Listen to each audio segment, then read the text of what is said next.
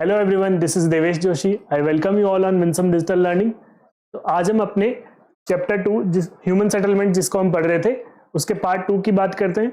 अभी तक हमने रूरल सेटलमेंट्स के बारे में बात की थी। सेटलमेंट्स क्या होते हैं बेसिकली हमने पहले उनको समझा था। देन हमने बात की थी सेटलमेंट्स के टाइप कौन कौन से हो सकते हैं। फिर हम आए थे रूरल सेटलमेंट्स कौन कौन से टाइप के होते हैं, उनकी क्या कैरेक्टरिस्टिक्स होती है। एंड देन अब हम मूव कर रहे हैं अर्बन सेटलमेंट्स के ऊपर। तो let's start. Yes, urban settlements, unlike rural settlements, urban settlements are generally compact and larger in size. तो सबसे पहली चीज हमें क्या पता लगी इनके बारे में, compact and larger in size. They are engaged in variety of non-agricultural, economic and administrative functions. तो एक और कैरेक्टरिस्टिक हमें पता लग रही है, यहाँ से क्या पता लग रहा है, वो non agricultural, economic and administrative functions यहाँ पे ज्यादातर होते रहते हैं। Then as mentioned earlier, cities are functionally linked to rural areas around them. Thus, exchange of goods and services is performed sometimes directly and sometimes through a series of market towns and cities. तो यहाँ पे क्या बताया गया है हमें, exchange of goods and services. Thus, cities are connected directly as well as indirectly with the villages and also with each other. You can see the definition of towns in chapter 10 of this book. देखिए है क्या, urban settlements की जो हम बात करें, urban settlements की अपने आप में कुछ कैरेक्टरिस्टिक्स होती हैं जो हम रूरल के साथ में वन बाय वन कंपेयर भी करते जाएंगे। ये नॉन एग्रीकल्चरल होते हैं। बेसिकली ये किनसे रिलेटेड होते हैं, जो हमने सेकेंडरी सेक्टर की और टर्सरी सेक्टर की बात की थी वो यहाँ पे अर्बन सेटलमेंट्स में हमें देखने को मिलते हैं। बिकॉज हमने बात करी थी रूरल सेटलमेंट्स में प्राइमरी सेक्टर से ज्यादातर रिलेटेड एक्टिविटीज होती रहती हैं। देन यहाँ पे इकोनॉमिक एंड एडमिनिस्ट्रेटिव फंक्शंस भी होते हैं। सिटीज जो होती हैं बेसिकली इकोनॉमिक सेंटर का काम करती हैं और उनके आसपास के जितने भी विलेजेस होते हैं वहां पे इकोनॉमिक एक्टिविटी को प्रॉस्पर करने का काम अर्बन सेंटर्स यानी सिटीज करती हैं। Then as mentioned earlier, cities are functionally linked to rural areas and around them, ये भी हमने बात कर ली। Exchange of goods and services, तो कल भी हमने एक एग्जांपल लिया था लास्ट क्लास के अंदर जिसमें हमने बात करी थी कि exchange of goods and services, यानी अगर एक कोई पर्सन है जो अपने पास में एग्रीकल्चरल फील्ड है, वहां पे बहुत सारे वो फ्रूट्स का प्रोडक्शन होता है, तो होगा क्या कि वो उन सारे फ्रूट्स को सेल करने के लिए नियर बाय सिटी के अंदर आएगा, क्योंकि उसको वहां पे अच्छा एक मार्केट मिल रहा है, वहां पे एक कंज्यूमर बेस मिल रहा है जहां पे उसकी डिमांड हो सकती है इन प्रोड्यूस की। तो यहाँ पे गुड्स एंड सर्विसेज का एक्सचेंज होता है। Then the cities are connected directly as well as indirectly with the villages and also with each other. तो देखिए इस तरीके से सिटीज क्या करती हैं, इकोनॉमिक सेंटर का काम करती हैं जो विलेजेस को इकोनॉमी को भी सपोर्ट करती हैं एंड अदर सिटीज के साथ भी इस तरीके से वो कनेक्टेड होती हैं। ठीक है, तो हम कुछ आगे एग्जांपल्स देखेंगे। बेसिकली सिटीज के हम जैसे टाइप देखेंगे, हमने रूरल सेटलमेंट में जैसे बात करी थी, सिमिलरली अर्बन सेटलमेंट्स में भी वैसे ही हमें कुछ अलग अलग क्लस्टर्स देखने को मिलेंगे। उनको हम किस नाम से बताएंगे और क्या उनकी कैरेक्टरिस्टिक्स होंगी उनके बारे में भी बात करेंगे। Yes, evolution of towns in India. देखिए जो टाउन्स का, जो अगर हम हिस्ट्री की बात करें, टाउन्स इंडिया के लिए नई चीज नहीं है। एंशिएंट टाइम से अगर हम टाउन्स को फॉलो करते जाएं तो आज तक हमारे पास में मॉडर्न टाइम तक में काफी सारे टाउन्स हैं जो एग्जिस्ट करते हैं। यानी एंशिएंट टाइम में, मिडिवल में और मॉडर्न में तीन कैटेगरीज में हम इन टाउन्स को डिवाइड कर सकते हैं।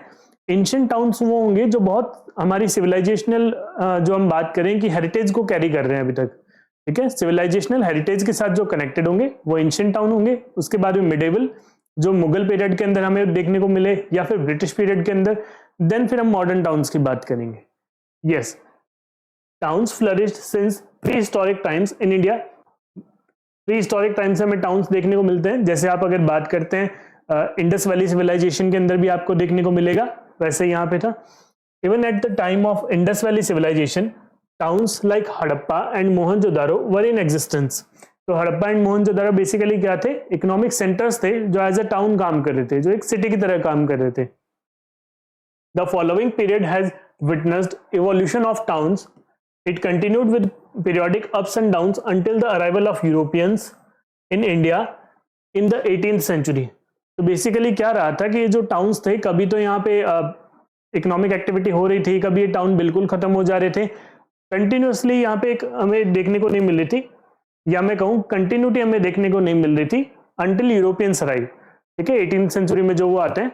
On the basis of evolution of different periods, Indus towns, Indian towns may be classified as ancient towns, medieval towns and modern towns. 3 categories में हमने इनको डिवाइड किया है।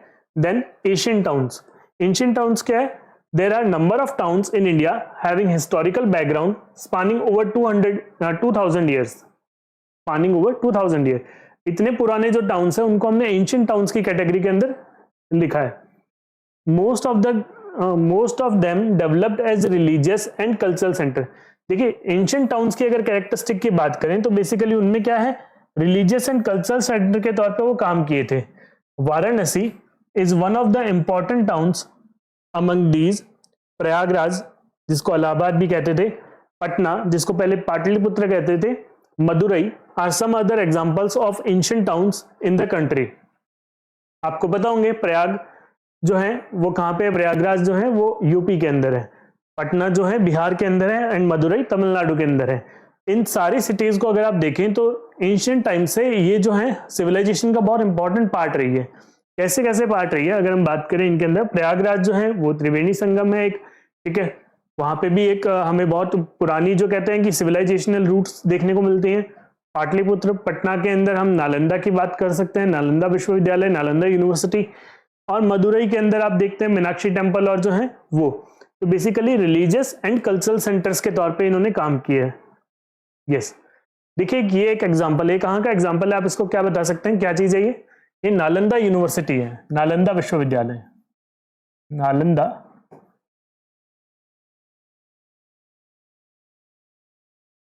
यूनिवर्सिटी, ठीक है। तो नालंदा यूनिवर्सिटी है, तो वो आपको क्या बता रही है, नालंदा यूनिवर्सिटी एक एंशिएंट जो टाउन था उसका एक सेंटर थी।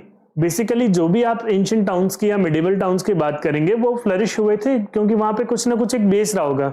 हमने भी बात करी एंशिएंट टाउन का ज्यादातर बेस क्या था, वहां का बेस रिलीजियस या कल्चरल सेंटर्स होना, है ना। तो वैसे ही अगर हम यहाँ की बात करें पटना की, तो पटना के आसपास ये डेवलप होने का रीजन क्या था, नालंदा यूनिवर्सिटी थी, उसकी वजह से वो डेवलप हुआ था, ठीक है। तो ये जो है नालंदा यूनिवर्सिटी बेसिकली ये यूनेस्को की वर्ल्ड हेरिटेज साइट के अंदर भी आती है, ठीक है। तो हमें ध्यान रखना है यूनेस्को की वर्ल्ड हेरिटेज साइट में भी आती है। इसी तरीके से आप तमिलनाडु के अंदर मदुरई को देखेंगे तो मदुरई टेम्पल के आसपास भी और भी बहुत सारी ऐसी चीजें हुआ करती थी जो आपको एक एंशिएंट टाउन होने का जो प्रूफ देती है कि ये टाउन कभी बहुत ज्यादा फ्लरिश हुआ करता था, ना। Yes, then next medieval towns. Medieval towns में क्या है, about 100 of the existing towns have their roots in the medieval period. Medieval period जब मुगल्स और आए हुए थे उस ड्यूरिंग की हम बात करेंगे, वो जो पीरियड था, most of them developed as headquarters of principalities and kingdoms. तो क्या थे, एज अ हेडक्वार्टर काम कर रहे थे किनके, किंगडम्स के, जो अपने आप में छोटे छोटे किंगडम्स थे। These are 4 towns which came up on the ruins of ancient towns. Important among them are Delhi, Hyderabad, Jaipur, Lucknow, Agra and Nagpur. तो क्या बताया गया है कि ये छोटे छोटे किंगडम्स थे, उनके एज हेडक्वार्टर काम करते थे। देन हमें ये बताया गया है कि इनके अंदर हो सकता है पहले से कई एंशिएंट सिटीज थी, उनकी रूट्स पे ही ये आज एग्जिस्ट कर रहे हैं। देखिए ये एक हवा महल है ना, हवा महल कहाँ पे है, जयपुर के अंदर है। ये हवा महल है जो जयपुर के अंदर है, ओके। तो हम अगर हवा महल की बात करते हैं तो ये बेसिकली आज इस सिटी की पहचान है। जयपुर सिटी के जो बहुत सारे अच्छे मॉन्यूमेंट्स हैं उनमें से एक हवा महल भी है जो इस सिटी की पहचान है। तो क्या है कि मिडाइवल टाउन्स जो थे वो कोई ना कोई किंगडम्स के हेडक्वार्टर्स थे, ठीक है। जैसे जयपुर है या फिर दिल्ली, हैदराबाद है, तो इन सब के कुछ ना कुछ ऐसे मॉन्यूमेंट्स बन गए जो इनकी पहचान रहे। बेसिकली उससे पहले ये क्या थे, इनके सेंटर्स रहा करते थे, हेडक्वार्टर्स थे या फिर इनकी हम कैपिटल कह लें, ऐसा कुछ रहा हुआ है। इसी वजह से ये टाउन फ्लरिश किए थे एंड आज तक ये कंटिन्यू कर रहे हैं। यस, मॉडर्न टाउन्स की अगर हम बात करें तो मॉडर्न टाउन्स कौन से होंगे, जो ब्रिटिशर्स के बाद में, ब्रिटिशर्स के आने के बाद में जो बसे थे, जैसे कोलकाता वगैरह की आप बात करें, मुंबई और की बात करें तो वो। The British and other Europeans have developed a number of towns in India starting there foothold on the coastal location. Basically जब वो आए थे तो केरला के रूट के थ्रू आए थे, ठीक है। तो केरला एंड तमिलनाडु के जो रूट थे या पुडुचेरी की बात करें तो डच वहां पे थे, है ना, तो इस तरीके से, या गोवा के अंदर पोर्चुगीज थे। तो इस तरीके से अलग अलग जगह से जो भी यूरोपियंस आए थे उन्होंने अपने अपने स्ट्रॉन्ग होल्ड्स बनाए हुए थे। कहाँ पे? कोस्टल लोकेशन पे, है ना। तो उन्हीं रीजन के अंदर आपको इनके पुराने पुराने जो टाउन्स डेवलप्ड हैं वो दिखेंगे, बिकॉज वो बेसिकली आए थे एज अ मर्चेंट्स, है ना। तो उनका प्राइमरी फोकस ये था कि उनको यहाँ से आकर के क्या करना है, उनको यहाँ से आकर के बिजनेस करना है। तो उस बिजनेस को करने के लिए उन्होंने टाउन्स जो डेवलप किए कोस्टल लोकेशंस में डेवलप किए। They first developed some trading ports such as Surat, Daman, Goa, Pondicherry etcetera. तो बेसिकली उन्होंने कुछ ट्रेडिंग पोर्ट्स डेवलप किए, ऐसे ऐसे पोर्ट्स को डेवलप कर दिया जिनके आसपास सिटीज फिर आज हमें देखने को मिलती हैं, जैसे सूरत है, दमन है, गोवा है एंड पौंडीचेरी है। The British later consolidated their hold around 3 principal nodes. बाद में क्या हुआ, जैसे जैसे वो स्ट्रॉन्ग होल्ड उनका होता गया, कुछ ऐसी सिचुएशंस हिस्टोरिकली बनती गई कि जहां पे ब्रिटिशर्स के अंडर में जैसे जैसे पावर आती गई, उन्होंने अपने कुछ प्रिंसिपल नोड्स बनाए, यानी ऐसे सेंटर्स बना लिए, इकोनॉमिक सेंटर्स, जहां पे बैठ करके सारी चीजों को कंट्रोल करते थे। उनमें कौन कौन से सेंटर्स की बात कर सकते हैं? उसमें एक हमें देखने को मिलता है मुंबई जो बॉम्बे था, देन चेन्नई जो मद्रास था, एंड कोलकाता जो कैलकाटा था। ठीक है, ये तीनों इनके क्या थे? 3 प्रिंसिपल नोड्स थे, है ना। And build them in the British style. क्या इनकी खासियत है कि ये ब्रिटिश स्टाइल के अंदर बने हुए थे। ठीक है, yes. Then rapidly extending their domination either directly और through control over the princely states. उन्होंने क्या किया, काफी सारी जगह पे तो लड़ाइयां कर ली और जीत गए, या फिर कई जगह उन्होंने ट्रीटीज साइन कर ली और ट्रीटीज साइन करके उनको अपनी सब्जुगेशन में लेके आ गए, और इस तरीके से वो उनके डायरेक्टली और इनडायरेक्टली कंट्रोल में आ गया। They established their administrative centers, hill towns as summer resorts। तो बेसिकली उन्होंने क्या किए थे, कुछ एडमिनिस्ट्रेटिव सेंटर्स बनाए हुए थे जहां पे उनके सारे एडमिनिस्ट्रेटिव वर्क हुआ करते थे, जहां से पूरा वो मॉनिटरिंग करते थे। यहाँ के समर्स बहुत ज्यादा हार्श होती हैं, तो इन रीजन्स के अंदर वो सर्वाइव नहीं कर पाते, बड़े परेशान होते थे, इसलिए उन्होंने हिल टाउन जो थे वो उनको अपने समर रिजॉर्ट्स बनाए हुए थे, समर्स में वो वहां पे रहा करते थे। ठीक है, and added new civil, administrative and military areas to them. Basically क्या किया, समर रिजॉर्ट के तौर पे जब उन एरियाज को काम में लेते, उनके आसपास उन्होंने कुछ ऐसी लोकेशंस आइडेंटिफाई कर ली जहां पे उन्होंने क्या किए, कुछ civil, administrative and military areas को डिक्लेयर कर दिया, सो दैट कि उनका स्ट्रॉन्ग होल्ड कंट्रोल वहां पे बना रहे। Towns based on modern industries also evolved after 1850। Jamshedpur can be cited as an example. कुछ ऐसे एरियाज भी थे इंडिया में, कुछ ऐसे इंडस्ट्रीज थे जैसे जमशेदजी टाटा, तो उन्होंने क्या किया था कि जब इंडिया की फर्स्ट स्टील फैक्ट्री लगाई थी, प्राइवेटाइज स्टील फैक्ट्री जो उन्होंने लगाई थी, तो उन्होंने जमशेदपुर के अंदर लगाई थी, जो प्रेजेंट डे हम जमशेदपुर कहते हैं। बेसिकली तब इसका नाम जमशेदपुर नहीं था, लेकिन उन्होंने यहाँ पे स्टील फैक्ट्री लगा के एंड उसके बाद में इतना डेवलपमेंट कर दिया कि इस डिस्ट्रिक्ट का नाम जमशेदपुर उनके नाम पे ही रख दिया गया, जमशेदजी टाटा के नाम पे। ठीक है, तो जमशेदपुर जैसे टाउन भी हमें आज देखने को मिलते हैं जो 1850s के बाद में बने हैं, बिकॉज यहाँ पे उन्होंने काफी डेवलपमेंट करवाया था। अब व्यू ऑफ मॉडर्न सिटी देखिए, कुछ इस तरीके से हमें जैसे कैलकाटा वगैरह के अंदर देखें तो ये ब्रिटिश स्ट्रक्चर हमें देखने को मिलता है, कुछ ऐसी रोड्स वगैरह, ये इनकी फेंसिंग और जो पोल्स वगैरह में देखने को मिलते हैं, है ना। तो जिस तरीके से रोड्स को यहाँ पे डिवाइड किया गया है, जो पूरा यहाँ पे आपको व्यू आ रहा है वो एक यूरोपियन, एक टिपिकल यूरोपियन व्यू आ रहा होगा ना। तो ऐसा मॉडर्न सिटीज जो ब्रिटिशर्स ने डेवलप की थी। यस, देखिए ये भी ब्रिटिशर्स का डेवलप किया हुआ another UNESCO world heritage site है, जिसको आप क्या नाम से जानते हैं, कमेंट सेक्शन में आप इसको बताएंगे। ये मुंबई के अंदर लोकेटेड है एंड रेलवे से रिलेटेड ये एक बिल्डिंग है। ठीक है ना, रेलवे का हेडक्वार्टर है एक ना, मुंबई का एक रीजनल रेलवे की ऑफिस है ये, तो आप बताएंगे इसको। ये भी जो ब्रिटिशर्स ने डेवलप किया था, देखिए इसको ब्रिटिश आर्किटेक्चरल स्टाइल आपको यहाँ पे काफी कुछ देखने को मिल रहा होगा ना। तो ये जो भी सेंटर्स उन्होंने बनाए थे, मुंबई है, कोलकाता एंड चेन्नई है, तो वहां पे आपको काफी सारी ऐसी चीजें देखने को मिलती है। यस, देन हम बात करते हैं जो अर्बनाइजेशन का जो हमारे पास में ट्रेंड रहा था। इस टेबल को मैं एक बार आपको ब्रीफली थोड़ा सा बता देता हूँ, है ना। देन इसके बाद में हम जो आगे पढ़ेंगे उसके साथ इसको वापस रेफरेंस लेते जाएंगे। India trends of urbanisation 1901 to 2011। देखिए इस पूरी सेंचुरी के अंदर ये पूरा जो टाइम फ्रेम हमें दिया हुआ है, इसके अंदर हम अर्बनाइजेशन को थोड़ा सा यहाँ पे देखेंगे। देखिए स्टार्ट यहाँ से हुआ हुआ 1901 से ना, तो उस टाइम पे नंबर ऑफ टाउन्स और ये कितने थे वो हमें ध्यान देने की जरूरत नहीं है। अप्रोक्सीमेटली अगर हम देखें टोटल पॉपुलेशन परसेंटेज के अंदर कितना है, 10.84%। ठीक है। डिकेडल ग्रोथ तो क्योंकि हम काम ही यहीं से शुरू कर रहे हैं तो हमें पहले से की तो ग्रोथ पता नहीं होगी, है ना।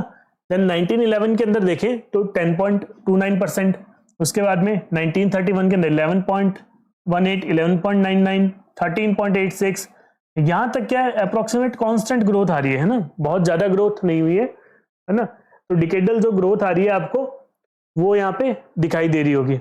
देखिए जो आपको ग्रोथ अच्छी दिख रही है वो कौन कौन से एक सेक्शन के अंदर दिख रही है, 1941 और 1951 का जो टाइम था, ये जो दोनों टाइम पीरियड थे, यस ये जो दोनों टाइम पीरियड थे इनके अंदर देखिए यहाँ पे आपको क्या है डिकेडल ग्रोथ देखने को मिल रही है।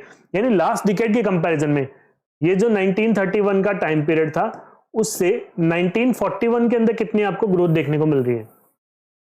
ठीक है, ये 1931 का टाइम था और ये 1941 का टाइम था। 1931 से 1941 के अंदर आपको कितनी ग्रोथ देखने को मिल रही है, 31.97%।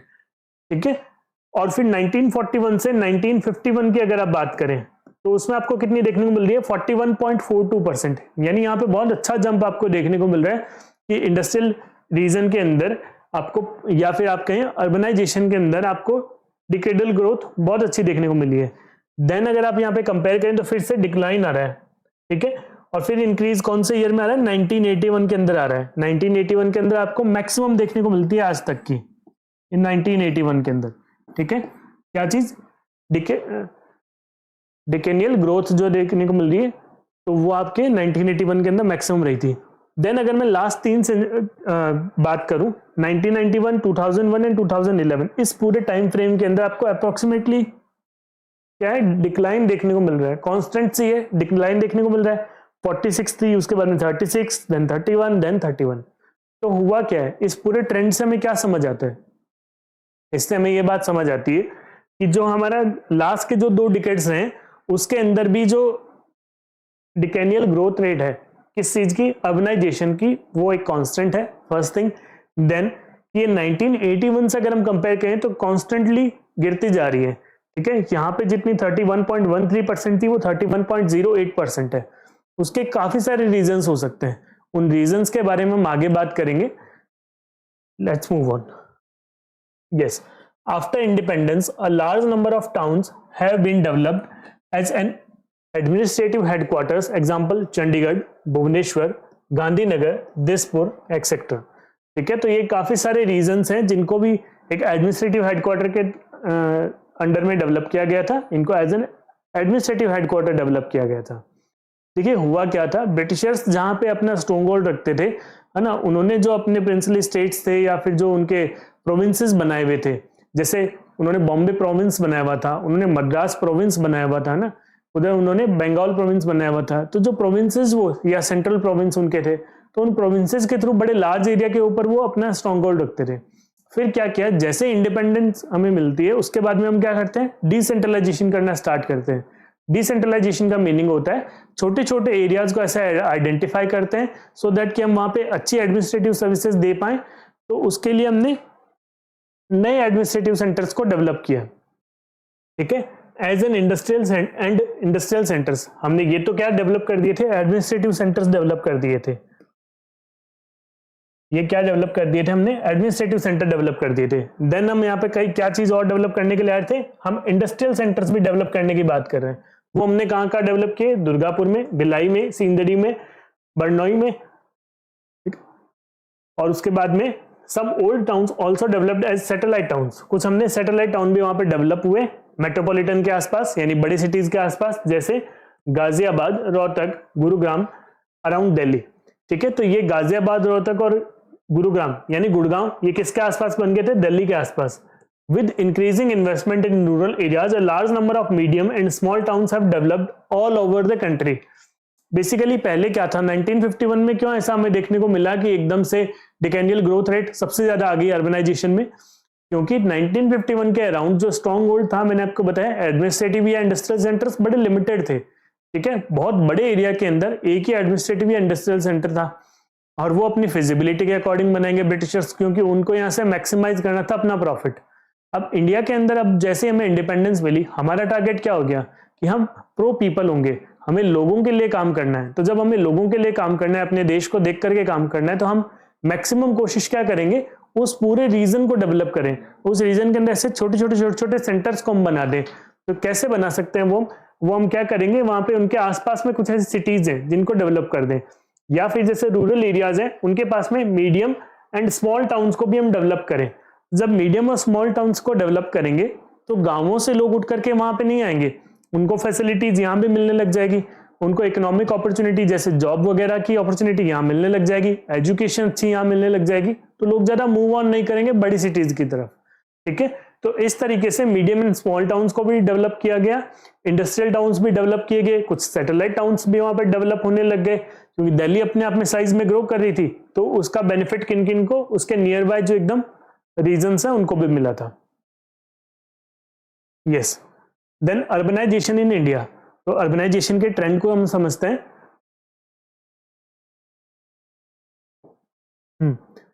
The level of urbanization is measured in the terms of percentage of urban population to the total population.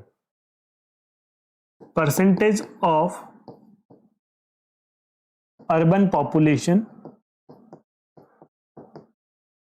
to total population. ये हमें क्या देगा, अर्बनाइजेशन का फैक्टर देगा।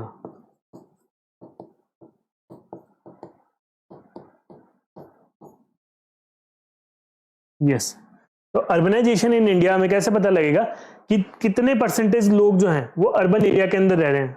जैसे अभी हमने ये बात करी थी ना लास्ट, यस, ये जो हमने बात करी थी, ये जो परसेंटेज ऑफ पॉपुलेशन वाला सेक्शन था, हमने कोई भी ईयर ले लिया, 1941 या 1951 की जो हम बात कर रहे थे, इसी सेक्शन को हम ले लेते हैं, 1941 वाला लेते हैं। ठीक है, 13.86% पॉपुलेशन यहाँ रह रही है, और नंबर ऑफ टाउन्स ये थे, अर्बन पॉपुलेशन इतने थाउजेंड के अंदर थी, और उस टाइम पे इंडिया की पॉपुलेशन कितनी थी। ठीक है, या फिर अभी हम इस रिसेंट डेटा को ले लेते हैं, चलिए 31.16 को ले लेते हैं। तो ये क्या है, 31.16, 31.16, यस। देखिए 31.16 है हमारे पास में। अब इंडिया की टोटल पॉपुलेशन क्या है, ये इंडिया की टोटल पॉपुलेशन है। ठीक है, तो इस तरीके से इंडिया की टोटल पॉपुलेशन को 1.25 बिलियन है ना, तो इसको हम लगा देंगे, एंड 31.16% हमारे पास में अर्बन पॉपुलेशन है, उसको हमने लिख दिया, और यहां से हमारे पास में अर्बनाइजेशन पता लग जाएगा। तो हम क्या करते हैं, बेसिकली जिस भी डिकेड में हमें पता करना हो कि अर्बनाइजेशन कितना परसेंटेज था, है ना, तो हम क्या करेंगे, percentage of urban population divided by total population वहां पे कर देते हैं। Okay,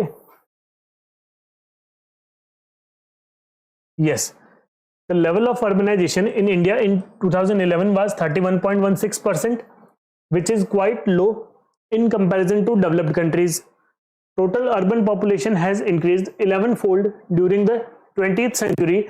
Enlargement of urban centers and emergence of new towns have played a significant role in the growth of urban population and urbanization in the country.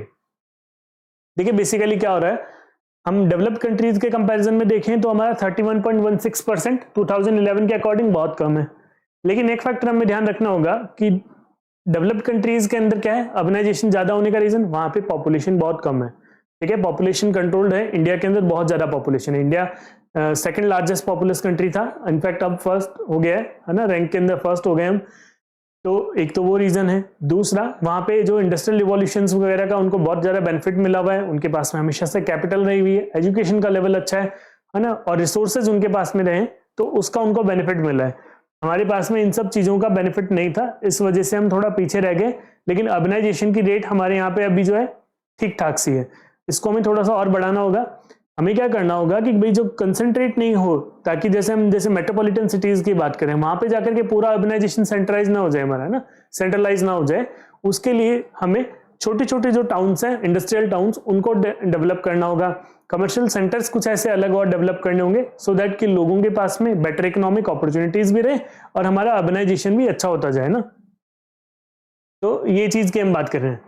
Enlargement of urban centers and emergence of new towns have played a significant role in the growth of urban population and urbanization in the country, but the growth rate of urbanization has slowed down during the last 2 decades.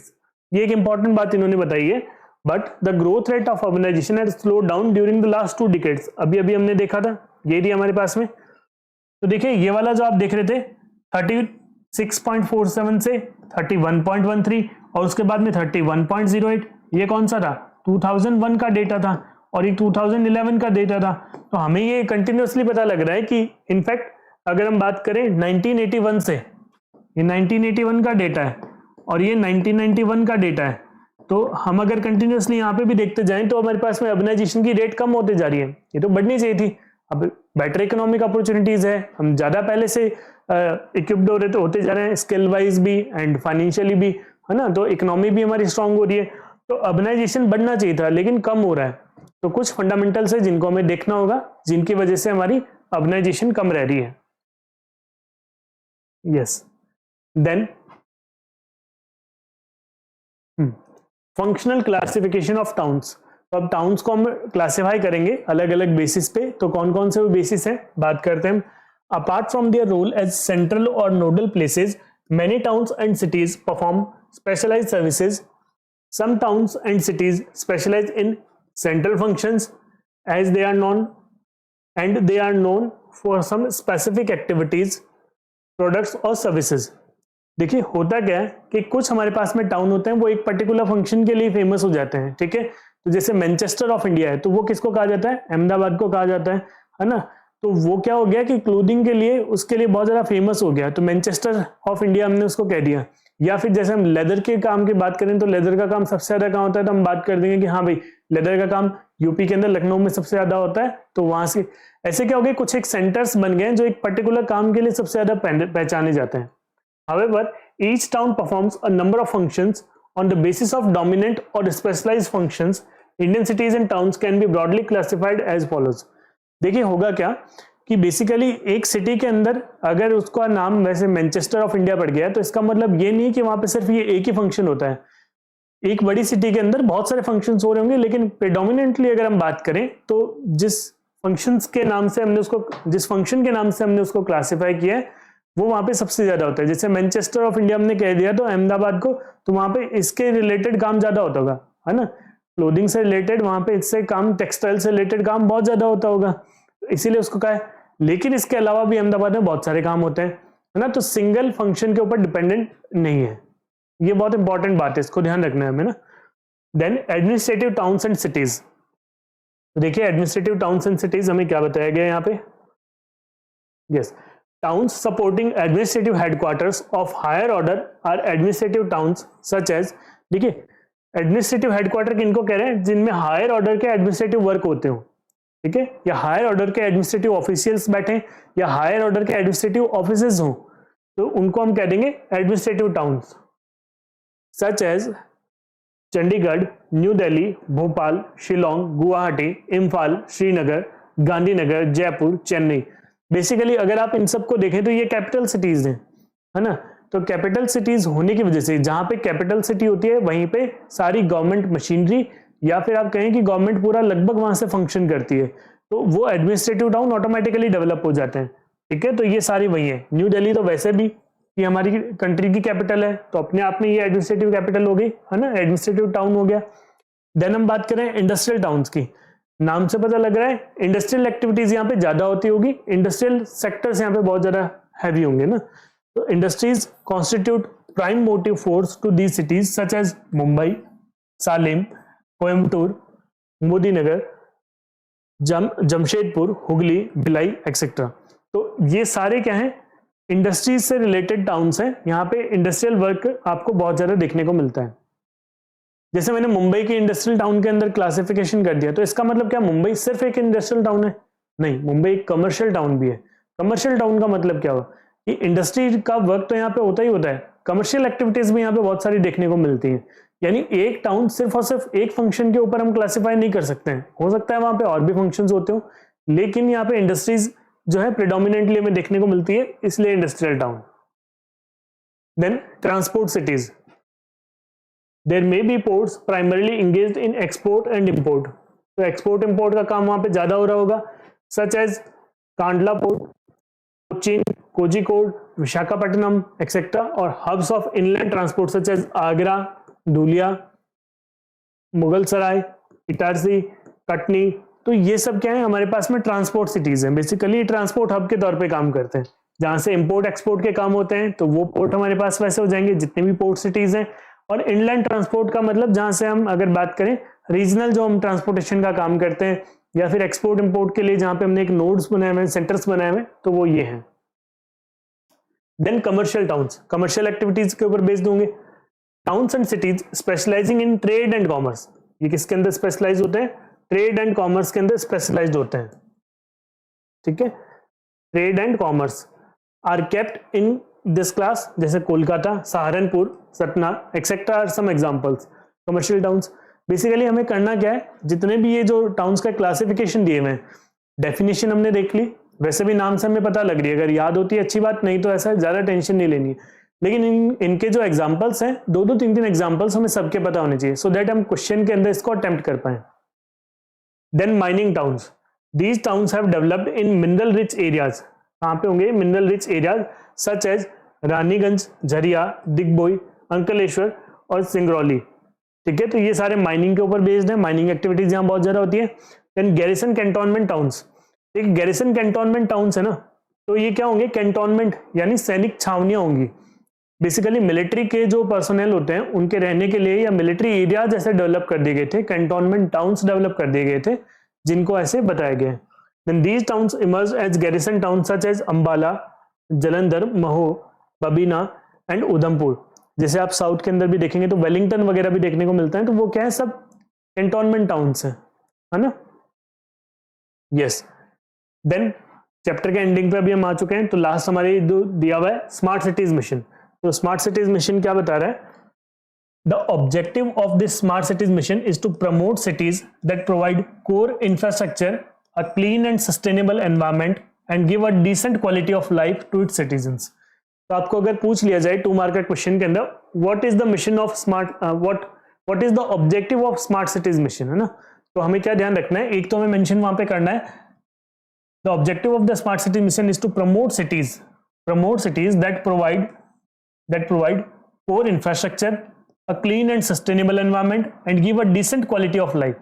3 factors यहाँ पे important है, provide core infrastructure, a clean and sustainable environment and give a decent quality of life to its citizens। ये तीनों चीजें आपकी definition में जरूर से आनी चाहिए, तभी जाके आपकी डेफिनेशन करेक्ट होगी।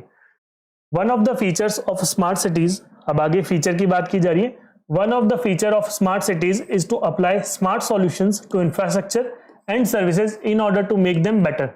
बेसिकली स्मार्ट सिटी होगी तो वहां पे हम इंफ्रास्ट्रक्चर बेटर कैसे प्रोवाइड करवा सकते हैं? वो बेटर हम ऐसे प्रोवाइड करवा सकते हैं, तो वहां पे हम स्मार्ट सॉल्यूशंस को अप्लाई करेंगे इंफ्रास्ट्रक्चर के लिए। जैसे मान लीजिए मैं आपको एक छोटा सा एग्जांपल दूं कि वहां पे अगर आप कोई सिटी को डेवलप कर रहे हैं, तो चार्जिंग स्टेशंस को अभी आप वहां पे पहले से डेवलप कर देंगे।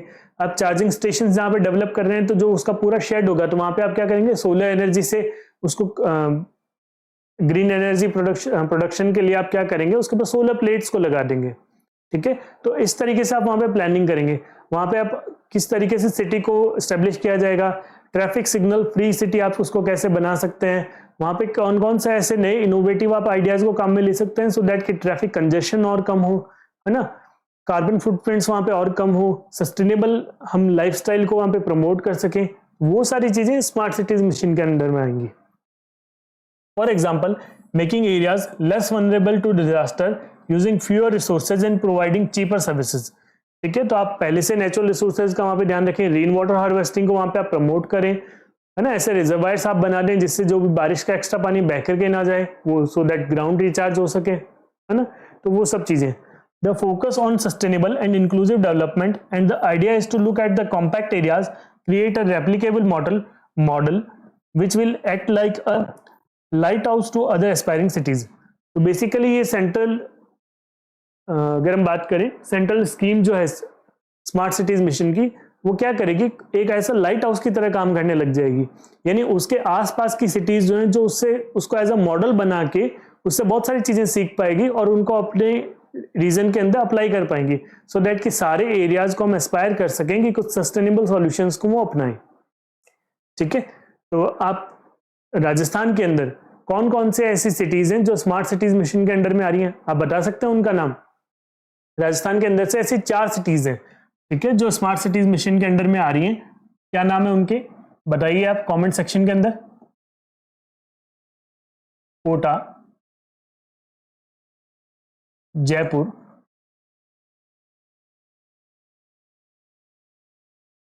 अजमेर एंड उदयपुर। ये 4 ऐसी सिटीज हैं जो राजस्थान में स्मार्ट सिटीज मिशन के अंडर में ली हुई हैं। पूरे इंडिया के अंदर में ऐसे कितनी है, 100 स्मार्ट सिटीज का प्रोग्राम रखा गया है, जिसके अंदर से 4 स्मार्ट सिटीज राजस्थान के अंदर से इनको चूज किया गया है। यानी इनके अंदर स्मार्ट सिटी मिशन के अंडर में काम चल रहा है और इनको एज अ स्मार्ट सिटी बनाने के लिए हम काम कर रहे हैं। So this is it. Thank you so much for learning with Winsome digital learning.